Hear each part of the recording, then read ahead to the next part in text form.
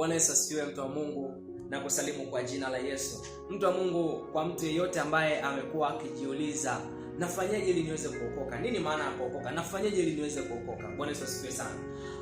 Namna ya kuokoka tunaipata katika kitabu cha Warumi sura ya 10 mstari wa 9 na wa 10. Naomba nikusomee, mtu wa Mungu.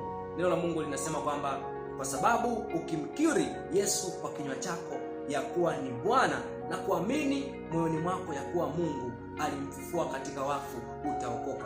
Kwa namna ya kuokoka ni kumwamini Yesu Kristo kwa moyo wako na kumkiri kwa kinywa chako. Bwana Yesu asifiwe sana. Anasema ukimkiri kwa kinywa chako kuwa ni Bwana, mkiri Yesu kuwa ni Bwana, na uamini moyoni mwako kwamba Mungu alimfufua katika wafu. Maana yake ni kwamba uamini kwamba Yesu alikufa kwa ajili ya dhambi zako. Ukishaamini tu hivyo kwamba Yesu alikufa kwa ajili ya dhambi zako, basi umeshaokoka.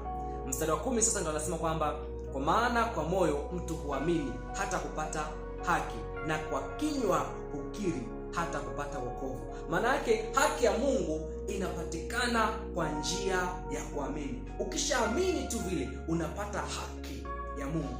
Ili sasa ukamilishe wokovu, unahitaji kukiri sasa kwa kinywa chako. Ukiri sasa kwa kinywa chako. Ukishakiri kwa kinywa chako ndio unapata wokovu. Ndio maana tunasema kwamba kinywa kina nguvu ya kuumba. Kinywa kina nguvu ya kutengeneza mambo ambayo hayapo ili yawepo.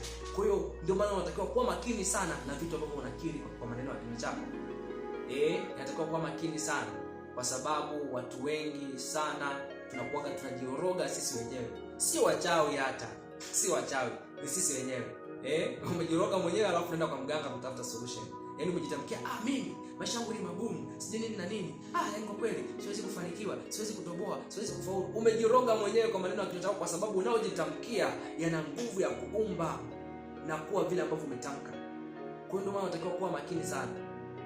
Tumeona hapa kwamba ukikiri tu kwa kinywa chako tayari unapata wokovu. Maana yake kile unachokikiri unakuwa umekiattract, inakuwa halisi kwenye maisha yako. Kwa hiyo usikiri mambo mabaya, usijitamkie mabaya.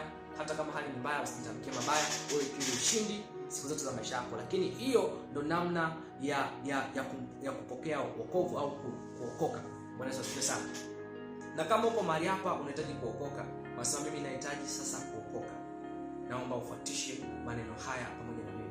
Fuatisha maombi haya. Sema, Bwana Yesu, niko mbele zako. Ninatubu dhambi zangu zote, ninazozikumbuka na nisizozikumbuka. Ninakuamini Yesu ya kwamba ulikufa kwa ajili ya dhambi zangu, ulimwaga damu kwa ajili ya dhambi zangu. Ninakuamini Yesu, ninakupokea Yesu.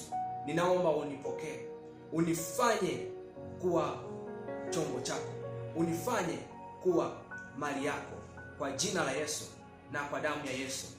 Bwana Yesu, ninakiri sasa kwa kinywa changu ya kwamba wewe ni Bwana na Mwokozi wa maisha yangu, katika jina la Yesu, amen.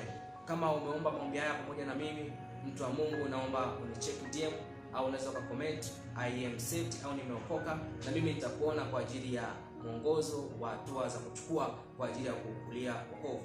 Mungu akubariki sana na uwe na wakati mwema.